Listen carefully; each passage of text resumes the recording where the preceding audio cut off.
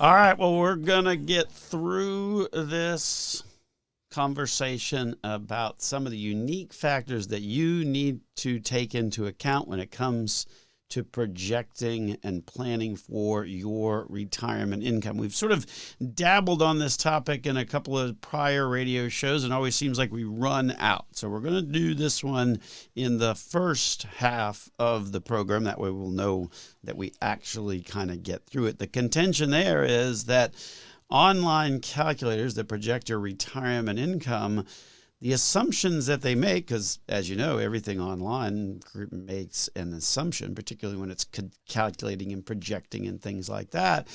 The assumptions that they make, in fact, only apply to like 4% of retirees. So we're going to talk about some of the other factors that you certainly want to be thinking about as you think about your retirement income. And then in the second half of the program, we're going to be joined by our fellow certified financial planner, actually, and certified financial fiduciary, who also happens to be a CPA, Kristen Cayley, to update us on some of the tax changes that you can expect going into 2023. If you listened to the program a couple weeks back, we talked about one of the bigger changes, which has to deal with tax documents that cash vendors, app vendors, places like Etsy, Ticketmaster, and things like that are having to generate out. That's going to be a big surprise to a lot of folks because the threshold is much lower for the generation of those forms and the reporting of that data to the IRS. So we'll kind of recap that and then talk about some of the new stuff. So that sets the stage for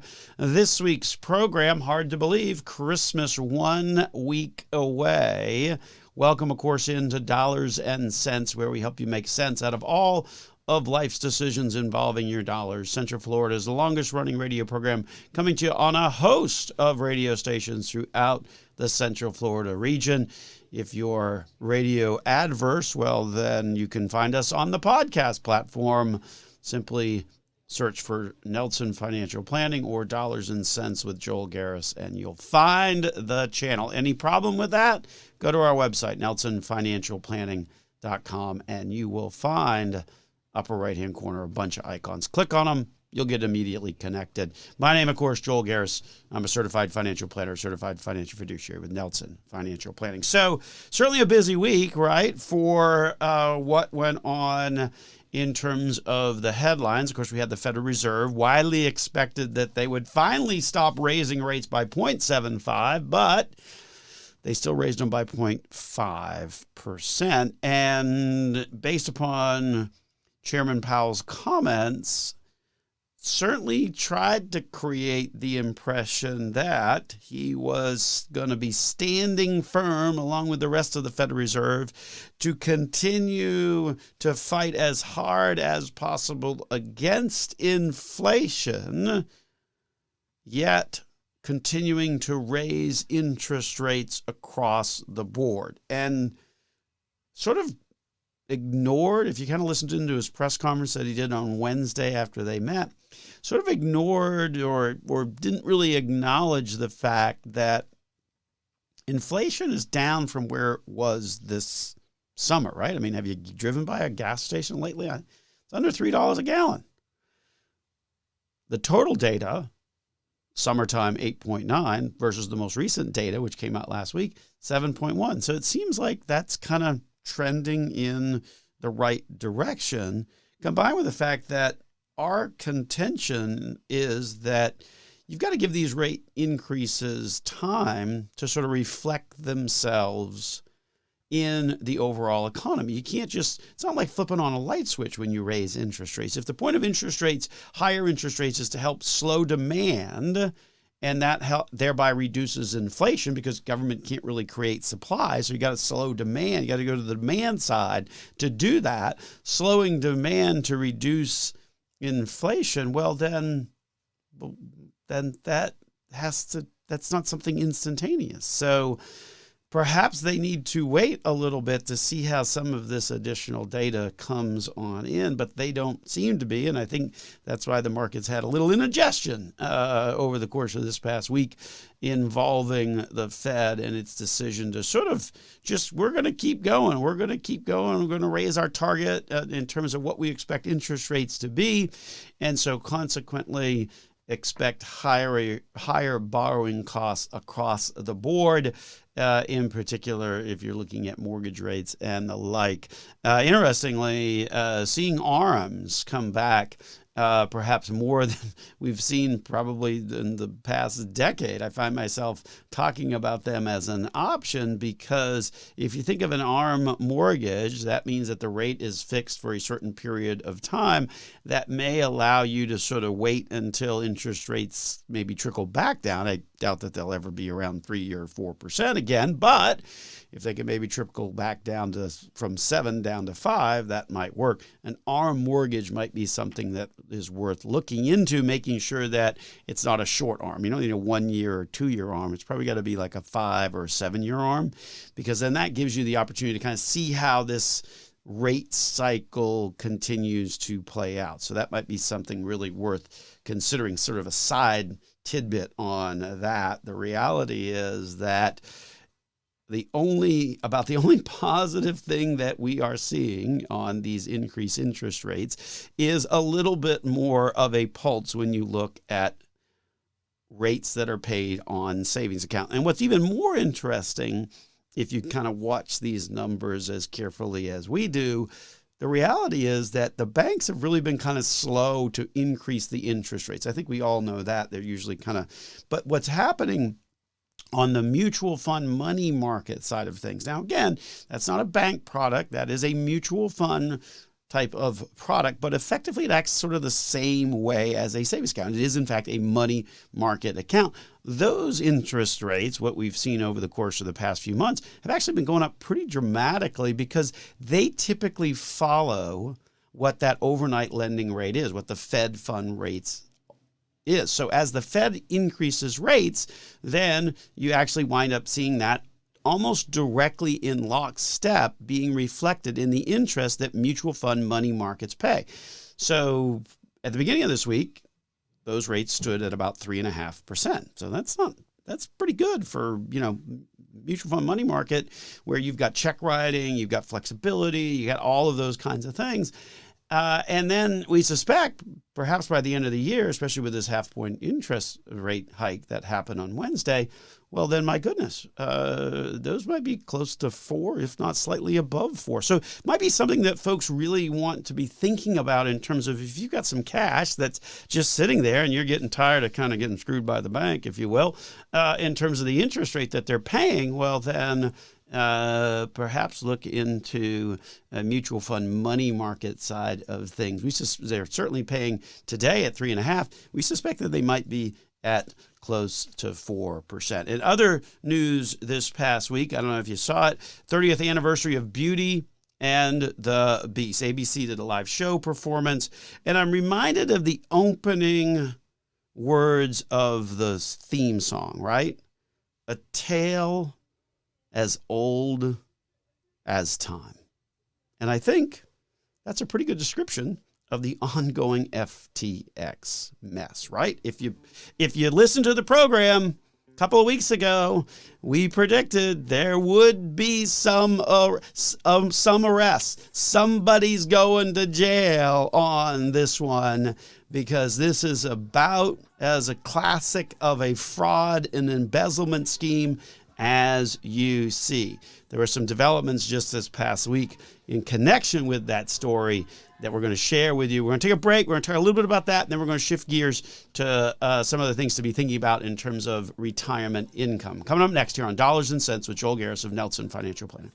30th anniversary of Beauty and the Beast this past week. There was a big live performance of that on, I think it was ABC. It makes sense it's ABC, seeing how it's owned by Disney. The reality is that at the opening line of that theme song a tale as old as time, really sort of reminds me of the headlines that were playing out as it relates to the FTX mess. As we were saying before the break, 2 weeks ago, maybe even 3 weeks ago, we said, hey, someone's going to go to jail on this stuff, because this is your classic Ponzi, embezzlement, fraud, all kind of wrapped into one. And lo and behold, the week started with the head of FTX crypto exchange, Sam Bankman-Fried, getting arrested down in the Bahamas. Here, it's staggering. It's staggering because then on Tuesday, he was going to testify before Congress and said, I'm going to testify. Why wouldn't I testify?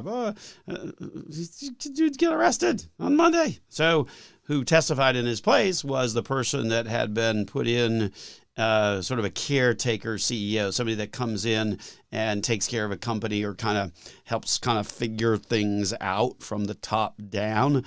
This particular guy, a guy by the name of John Ray, actually did the same thing, if you recall, with Enron. The exact quote that he gave to Congress, you almost got to, it's worth reading and thinking about. So here's his exact quote. John Ray testifying to Congress this past week. This is really old-fashioned embezzlement.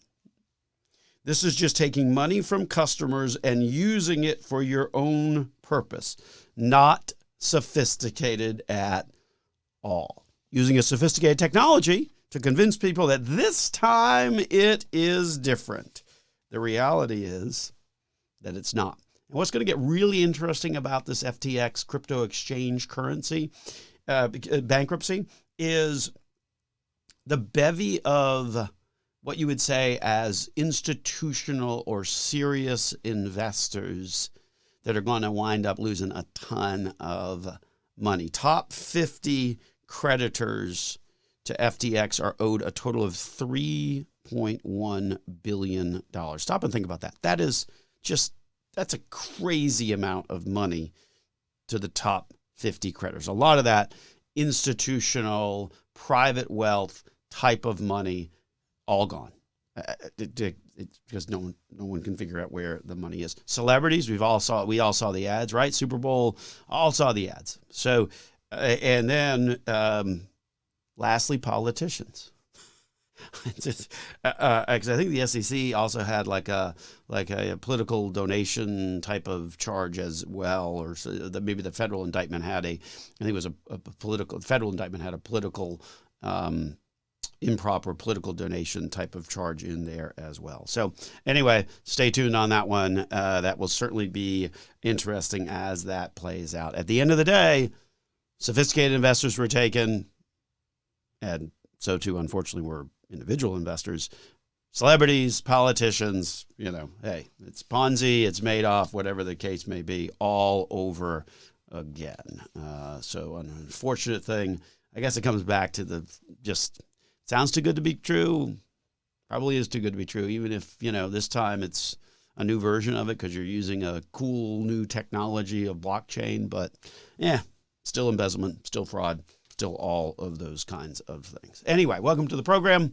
This, of course, is Joel Garris. I'm a certified financial planner, certified financial fiduciary at Nelson Financial Planning, where our team of certified financial fiduciaries stands ready this week to help you change your life with a successful and cost-effective financial plan. So past couple of weeks, over the course of the past couple of weeks, we've talked a little bit about these online retirement calculators, and we've said some of the limitations behind it.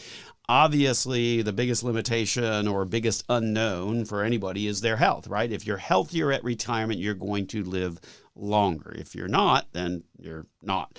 And so that makes a difference in terms of how long that retirement income has to last and where, in fact, you wind up getting the retirement income from. Similarly, and we've talked about this in a prior program, the timing of your retirement matters, right? But there's another piece of that has to deal with expectations versus realities.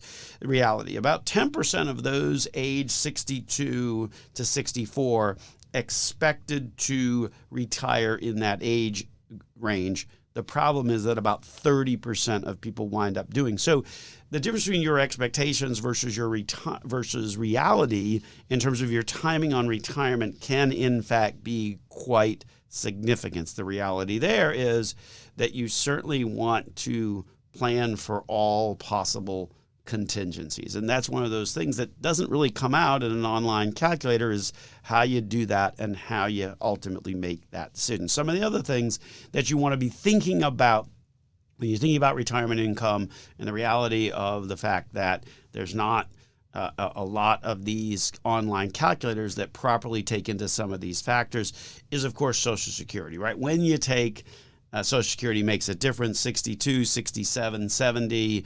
As many of you know, certainly one of our fellow certified financial fiduciaries, Rob Field, been on this program a number of times, talking about some of the differences between taking it at different ages. If you take your Social Security at 62 versus waiting until 67, that's a 43% increase. If you're taking it at 62 versus 70, at age 70, you'd have a 77% increase. So that's certainly pretty significant. The caveat there is that's particularly important if maybe you haven't planned as well as you should have for retirement, because that's a great way to get a bit of a bang for the dollar, if you will, in terms of retirement income and being able to have a little bit more come retirement. But most importantly, one of the things that we've always said about Social Security is that is a unique and individualized conversation that you really can't capture in a computer program or an online calculator, because there's a lot of nuances to the conversation in terms of the decision that take into account that sort of whole picture as to where you are, not just health, but realities versus expectations, but also just the timing of how you're generating out that income. Similarly, is risk tolerance. And that's one of the things that, online calculators don't really take a good crack at when they're trying to project retirement income. Risk tolerance makes a difference. And what that means is that if you're willing to have more of a growth portion in your investment strategy in retirement, which frankly, that's something that we would advocate, because most people, when they retire, chances are, married couple, one of you is going to be around for another 20, 25 years after you guys retire. So what that means is then you have to have some portion that is on the growth side. If you don't, then you're going to have to retire with taking a lot less potential income. And certainly if your risk tolerance is low along those accumulation years, you're going to wind up with less money. Less money means that you're going to wind up with less income. So there has to be that balance. And again, there's no great way to just come up with a magical formula, because everybody is unique and everybody is different on that. That's a very individual analysis and underscores why you've really got to have that individual conversation, not rely too heavily on these online calculators. Same thing on spending and spending patterns, right? Oftentimes, there's all kinds of options in terms of how you spend your money in retirement, right? Some people like to take out the same from year to year. Others say, hey, I'm young, I'm healthy, I'm going to travel, I'm going to spend a little bit more, I'm going to help out the kids more. Others say, yeah, you know what? I'm worried about medical costs. I'm worried about those costs later on in life. So I'm going to perhaps hold off on spending money now with the expectation that I've got to spend it later. That also comes into the mix, if you will, on how you ultimately look at retirement income, because it may mean that you've got a more personalized strategy for the first few years of retirement versus the last few years of retirement. And then lastly, don't forget about leaving money behind. 75% of retirees are motivated to leave something behind for their kids, some kind of bequest to charities or whatever. How much you want to leave behind also determines, right, how much you can generate in terms of income. So once again, a highly personalized conversation that we don't think that the online calculators really do a good job, which is why we obviously encourage folks to come in for a personalized conversation when it comes to planning your retirement, and join us at Nelson Financial Planning. We'll be back after these messages here on Dollars and Cents. Welcome back to the program. We're joined in the second half of the program by fellow certified financial planner and CPA and also certified financial fiduciary, Kristen Cayley. Welcome to the program. Thank you, Joel. Happy to be here. How are you doing this morning? Pretty good. What about you? I'm ready to talk about some interesting tax stuff that, we were on the show together a couple weeks ago, talked about a big change for the year 2022 that people are going to certainly need to know about, and we're going to recap that again for our listening audience today. But you attended a sort of a tax update, if you will, this past week as well. Tell us a little bit about that one. Mm-hmm. Yep. So we heard about some new legislation that's going to be in effect for the 2022 tax year. So things like the energy credits, also some other things like that. So we're going to touch base on a couple of those and see if they might impact you. A little bit more clarification on some of that stuff that has been on the books, that came on the books with the Inflation Reduction Act back in the summer. So a little more clarity, a little more, the IRS has issued a bit more guidance on that. So got some interesting stuff to talk about with our listening audience this morning. So welcome into the program here on Dollars and Cents, where we help you make sense out of all of life's decisions involving your dollars. Central Florida's most listened to radio program, coming to you on a host of channels throughout the Central Florida region. Also happen to be one of the top 25 financial planning podcasts on the World Wide Web. So make sure you check us out over there as well. My name is Joel Garris. I'm joined by Kristen Cayley.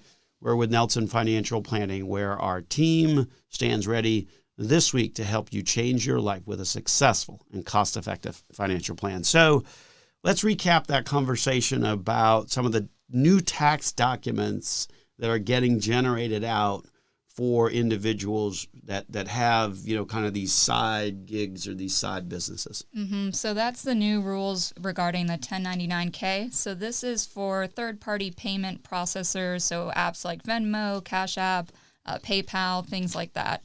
So they now must report payments of more than $600 collected per year. So that could come to you in a 1099-K by January 31st for some transactions you may not have even considered.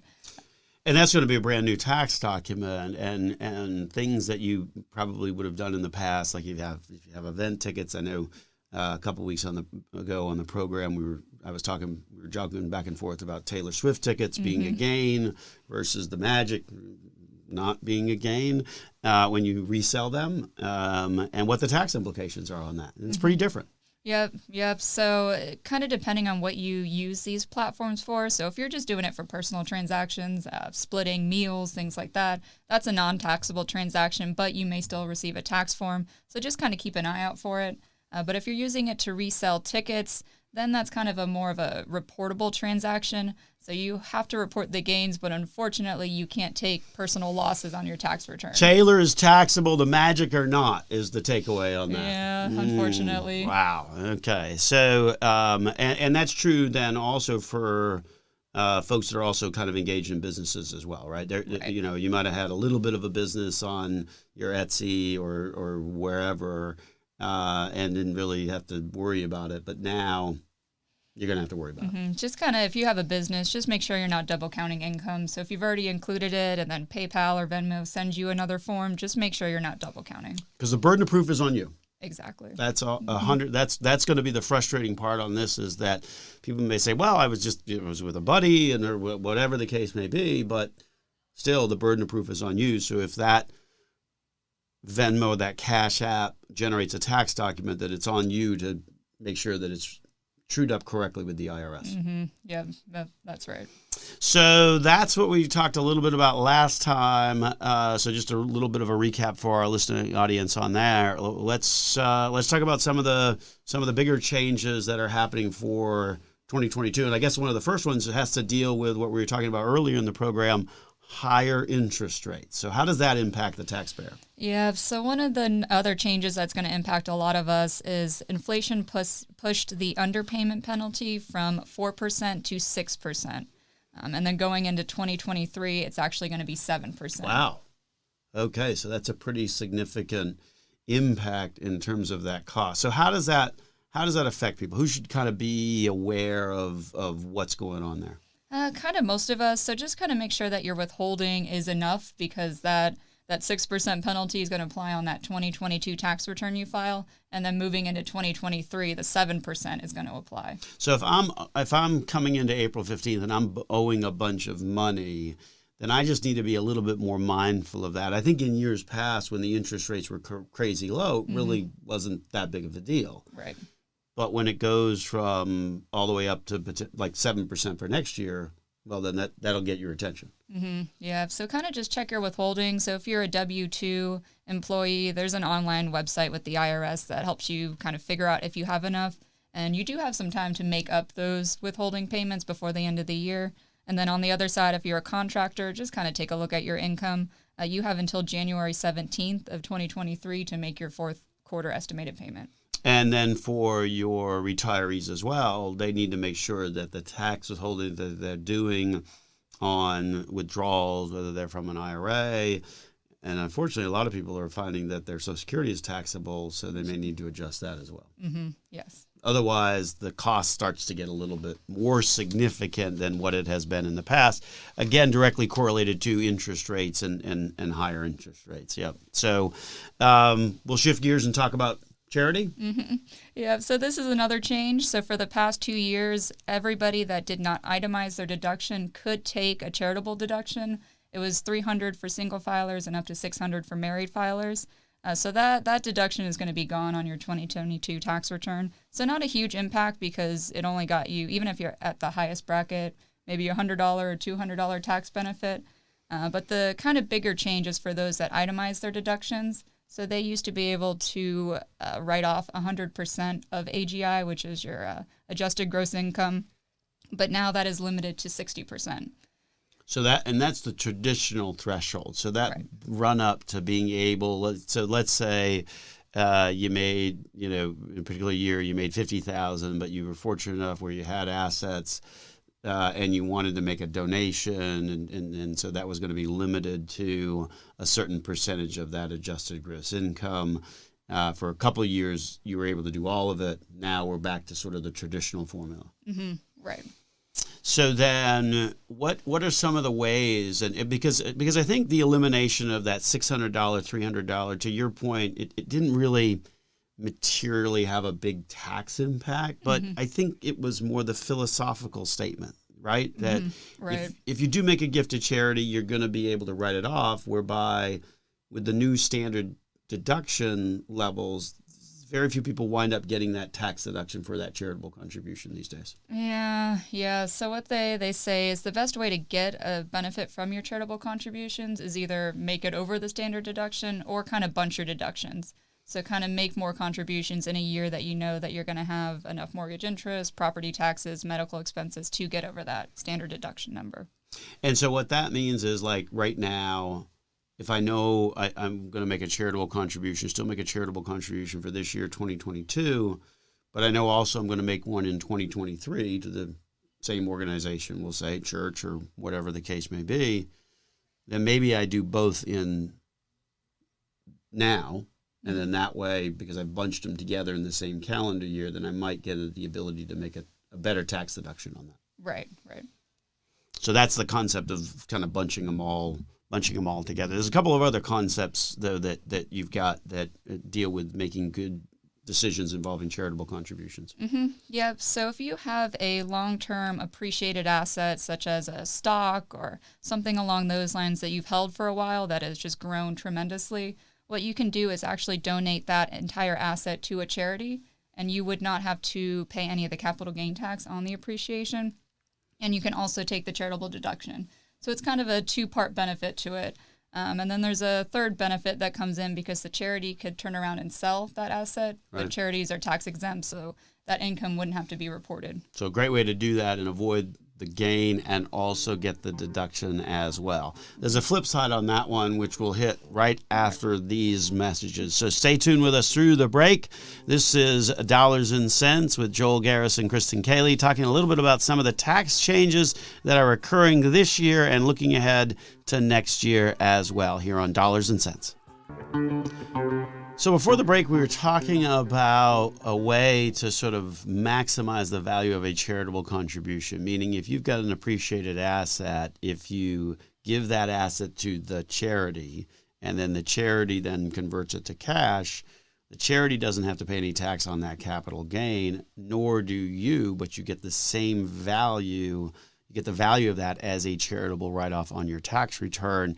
There's a flip side of that because obviously the year hasn't been particularly great for the market. What's the flip side of that? So if you're trying to donate an asset that's at a loss, so we would recommend selling the asset first so that you can take the loss and then donate the proceeds to the charity. So I almost double up on the tax benefits. I get the loss as a write-off on my tax return. Obviously, those are limited to $3,000 against other income, but I also get the value of the charitable contribution. Right. So that's some interesting stuff as well. And then there's always that last one that we're big fans of. Yeah, the qualified charitable distribution. Love that one. I think that's a great strategy. And that obviously, if you've got a required minimum distribution, send that RMD right directly to the charity. You can't take possession of it. Send it directly to the charity, and then you wind up offsetting that income from your tax return. So what else we got? Some of the other things for folks to think about between now and the end of the year. Yeah, so given the market performance, so kind of take advantage of declines in values in your portfolio. So if you have an after-tax account, some things are down, you just kind of want to shift it over to take advantage of the loss. You still have a couple weeks to do that. And then the other thought is speaking about retirement accounts and looking at potential conversion opportunities as well. Right. So if you're going to convert or you're thinking about a Roth conversion, now might be a good time when values are low so you can convert over to an a Roth account and have the appreciation grow and recover within the Roth. And certainly that's a conversation worth at least having and thinking about, particularly over the next 3 years before tax rates jump back up in the year 2026. Right. So certainly something to be thinking about there as well. Particularly if the market is down, then you're able to convert more shares of that particular fund, more shares of that particular account than you otherwise would. So let's get to some of the new stuff. This is Inflation Reduction Act, obviously passed in August, and it had a lot of tax aspects to it as well. So we want to, of course, welcome in the listening audience. This is Dollars and Cents with Joel Garris and Kristen Cayley of Nelson Financial Planning.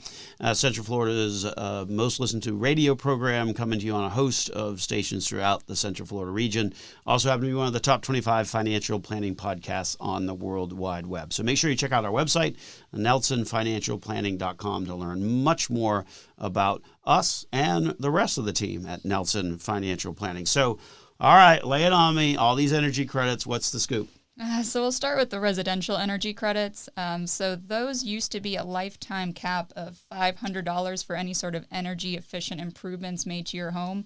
So that would be a lifetime cap on, windows, doors, AC units, heaters, anything like that, which most people spend way more than $500. Right. So to know that was a $500 lifetime cap, a little bit discouraging. But they made a small change, and now it's $1,200 per year that you can take as this energy efficient credit. Okay, so that's actually a much bigger change than I thought it was going to be, because $500 over the course of your lifetime versus $1,200 a year, that's a big difference. Are there any income limits on that? I mean, what's the parameters on that?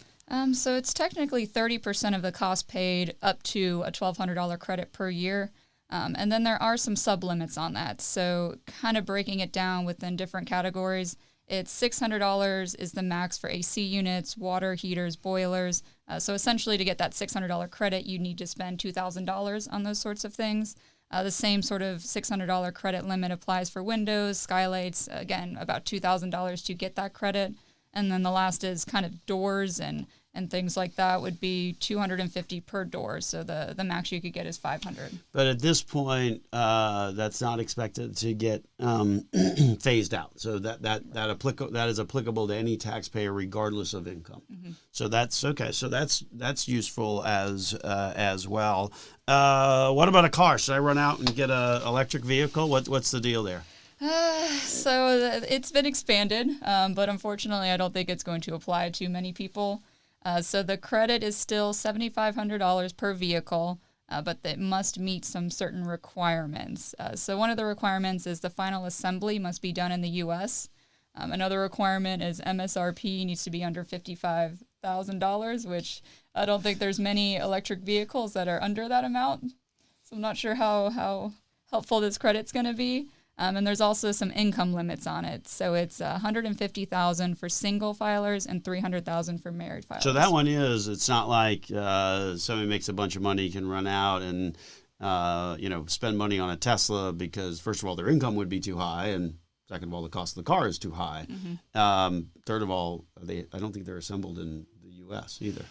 I think there's very minimal. Some of them might be. But I think you shared with me that only like two cars qualify for this particular tax credit. Yeah, that meet both those requirements, the assembly in U.S. and the price tag. Yeah, so that's a pretty narrow type of purchase. Is there any sort of tweaks to that the folks may want to think about going forward? So if you are looking to buy a used electric vehicle, there is now a credit for that. So it's up to $4,000 credit. So these requirements are that the vehicle that you're purchasing must be $25,000 or less. The model must be at least 2 years old and must be purchased from a dealership. So you can't purchase this from your cousin or another individual. It has to come directly from a dealership. I guess the car dealership lobby won a nice victory on that. Mm-hmm. But that is interesting. I've never heard of anything with a used car in encouraging sales of used cars. So that's certainly an interesting twist to what would normally be the case. Right. And there are some income limits on that too. So it's $75,000 for single filers and $150,000 for married filers. So lower limits than going out and buying the new car. Mm-hmm. Gotcha. Okay. Well, that's interesting stuff. Anything else that comes to mind, I guess, thinking about those changes? Yeah. So just kind of the last thing that we want to remind everyone is if you have an IRS PIN number, be sure to kind of track down that number. Usually it's sent in the form of a letter to you in December or January. You can also access it online, but this is going to be very important because you can't file your tax return without it.